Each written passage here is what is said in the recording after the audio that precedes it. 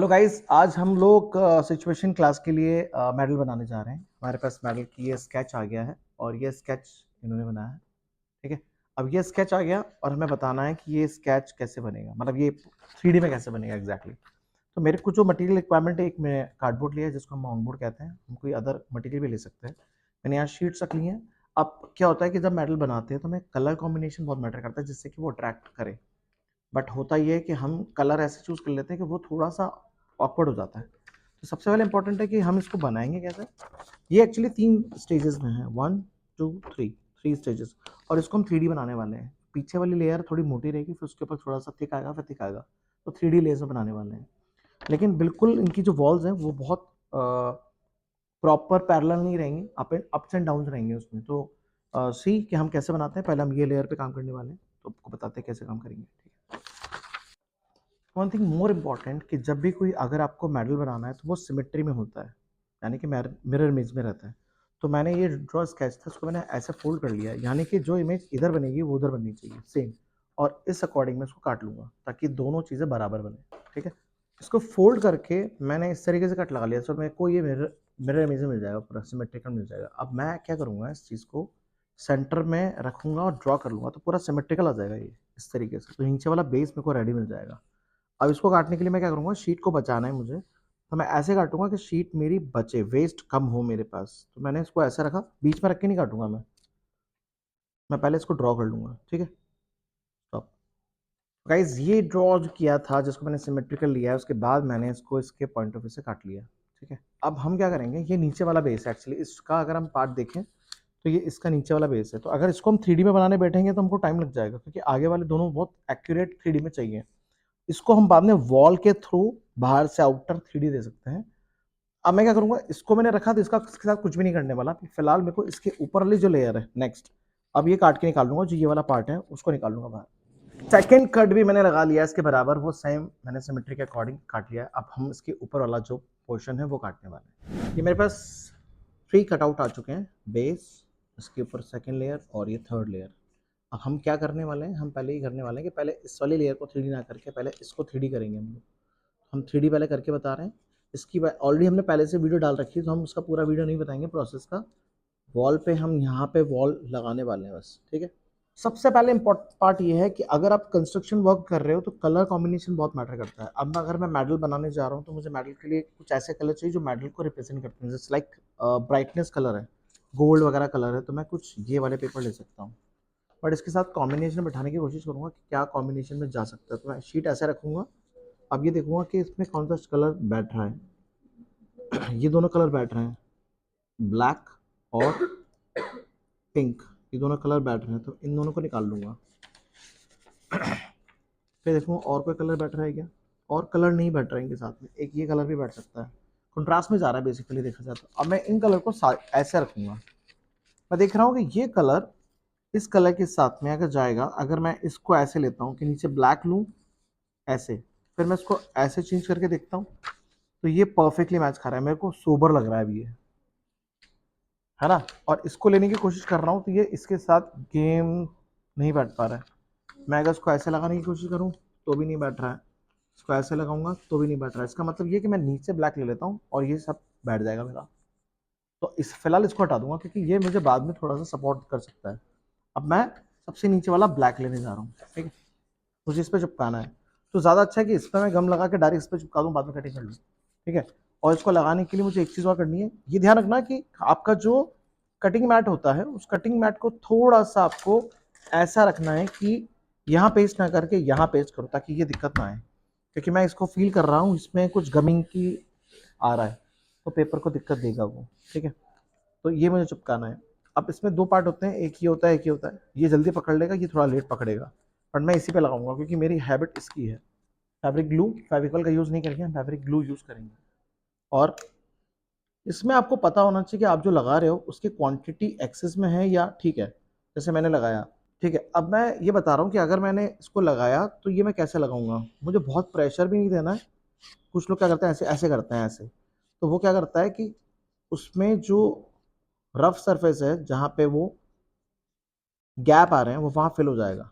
लेकिन इसमें गम भी तो चाहिए, तो आप थोड़ा ऐसे हल्के हाथों से लगाओ कि वो लग भी जाए, क्योंकि उसे चिपकना भी तो है। ठीक है। और फैब्रिक ग्लू की खास बात, देखिए मैं ये चीज़ हाथ से करता हूँ क्योंकि मुझे ये चीज़ फील हो जाती है फिंगर से कि वो गम कहाँ लगी हुई है, तो ये मैं फिंगर से करता हूँ और मेरी हैबिट ही है। और फटाफट इसको मैं आऊँगा, कटने से पहले सबसे पहले मैं इसको प्रेशर दूंगा। एक रफ क्लॉथ होना चाहिए मेरे पास ताकि मैं हाथ साफ करूँ। जैसे अभी मेरे हाथ में गम लग गई है और मैं इसको प्रेशर दूंगा और ये कट जाएगा यहाँ से, मतलब पूरा प्रॉपर चिपक जाएगा। मुझे अगर प्रेशर देना है, मेरे हाथ में गम लग रही है, तो मैं एक शीट का यूज़ करूंगा।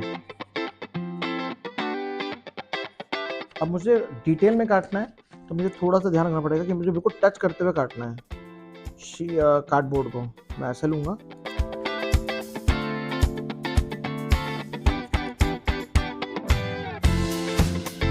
देखिए फिनिशिंग ही सबसे ज़्यादा इंपॉर्टेंट पार्ट है। बनाने वाले तो सारे बच्चे आएंगे और सभी लोग काम करेंगे, लेकिन रैंक अच्छी किसकी आएगी? जो बहुत फाइन वर्क करेगा।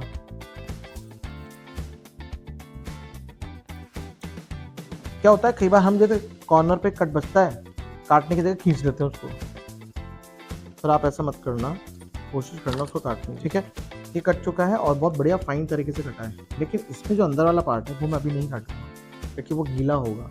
और अगर इतने से पोर्शन को मैं काटूंगा तो वो जब खींचेगा, आप देख सकते हैं बाकी शीट के कंपेयर में ब्लैक वाली शीट के अंदर थोड़ा रफनेस ज़्यादा है, ये फटने में दिक्कत आएगी। इसके लिए प्रॉपर शार्प ब्लेड की रिक्वायरमेंट है। ठीक है, इसमें सल वगैरह ना आए पहले से ही, तो मैं इसको थोड़ा सा और प्रेशर दे दूंगा ताकि अगर ये शीट गर्म हो जाएगी तो चिपक जाएगी आराम से।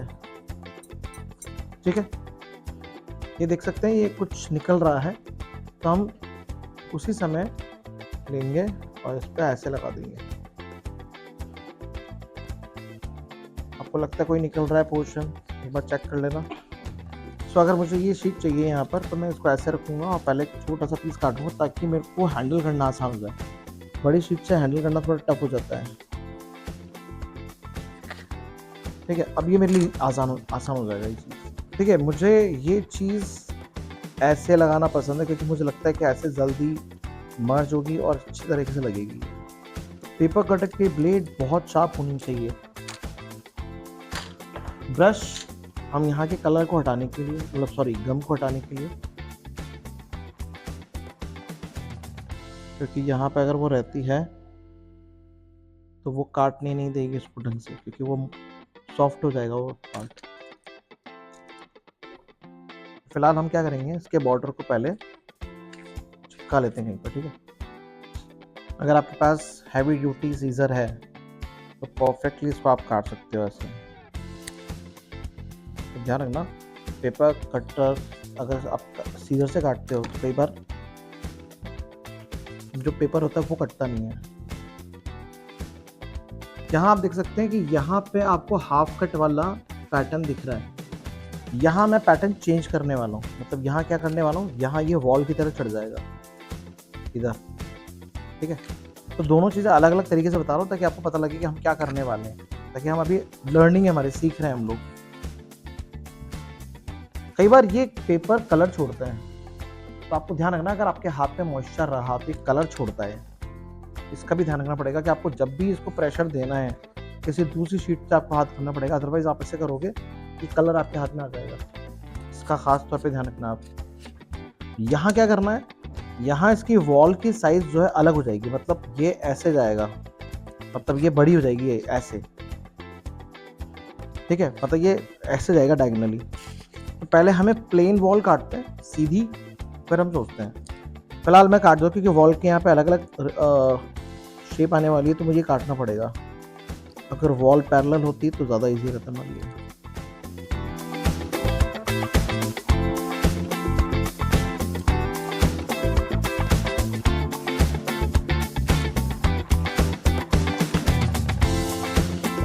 मुझे माउंट बोर्ड की जो वॉल है साइज थोड़ी थिक लेनी पड़ेगी क्योंकि कटिंग होगी इसकी। तो फिलहाल ये काटना तो पड़ेगा मुझे, क्योंकि मुझे वन साइडेड बिल्कुल प्लेन है। उसका रीज़न ये कि चिपकाना पड़ेगा, और नीचे अभी मैंने प्लेन नहीं रखा क्योंकि रखने के बाद काटना पड़ेगा मुझे। चिपकाने से पहले मुझे ये डिसाइड करना पड़ेगा कि मैं इसकी वॉल को कैसे बनाऊं। तो मतलब मान लो मैंने यहाँ से इसकी वॉल ली और ऐसे ले जाता हूँ डायगोनल। ठीक है, मुझे ये सोच के चलना है कि यहाँ से लेके मतलब ये सीधी लाइन जा रही है यहाँ से, ठीक है, और एक पॉइंट यहाँ आ रहा है, तो मैं इसको ऐसे ले लेता हूँ। तो जो भी डायमेंशन यहाँ आएगा वो डायमेंशन उधर भी सेम जाएगा, ठीक है। तो मान लो मैंने एक लाइन यहाँ सीधी ली है और एक लाइन यहाँ सीधी ली है, ठीक है। अब यहाँ से बिल्कुल नीचे नहीं ले जा सकता मैं, उसको थोड़ा सा ऐसे ले सकता हूँ मैं, ये लॉजिक, ठीक है। और यहाँ से इसको सीधा कर सकता हूँ मैं, ठीक है। हाँ ना नो नो, अब इधर आएगा ये, ठीक है। जब ये इधर आएगा यहाँ से इसको ऊपर ले जा सकता हूँ मैं, मतलब ये ऊपर जा सकता है। जैसे मैं ये फोल्ड करूँगा यहाँ से ऊपर चला जाएगा ये।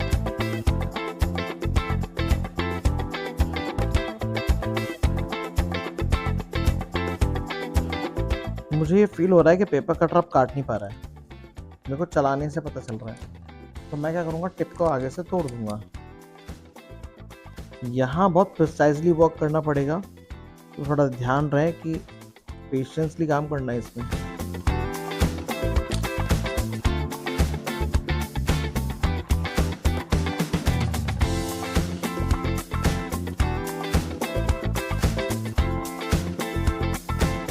तो गाइस हम लोगों ने 3 पार्टीशन बनाए थे, बिलो और उसके ऊपर आप देख सकते हैं मैंने पीछे वाले में क्या करा, एक बाउंड बोर्ड के ऊपर पेपर लगा के और साइड में मैंने उसको 3D सपोर्ट दे दिया।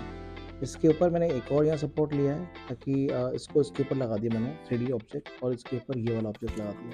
जब मैंने यहाँ कनेक्टिविटी रखी तो मैंने यहाँ एक शीट लगा दी सो दैट कि यहाँ से मुझे नज़र ना आए, और ये पूरा जो कटिंग थी वो क्लियर कर दी। तो मेरे पास मेडल पूरा रेडी हो चुका है। अब टेक्सटिंग वगैरह का जो है वो थोड़ा सा देखते हैं, पर मेडल एक्चुअली पूरा आ चुका है। पहले एक बार रिबन वगैरह डाल के पूरा देख लेते हैं, फिर बताते हैं कहाँ टेक्सटिंग कर सकते हैं।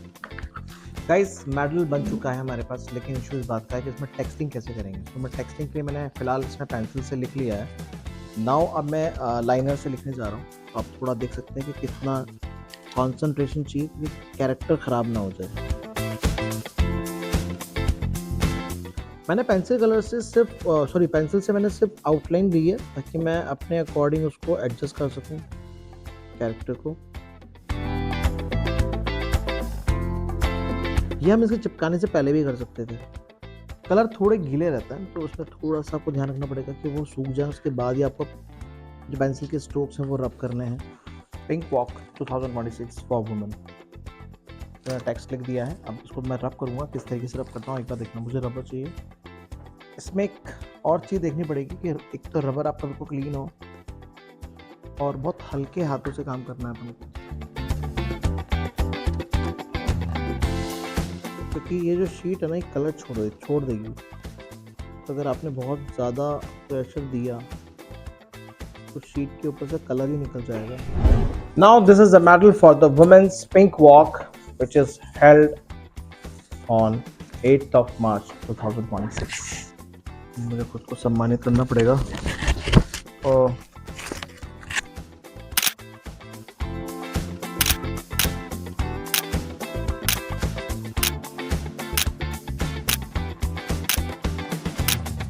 so guys, come and join us Art and Art Academy next situation classes at Art and Art Academy Kota only.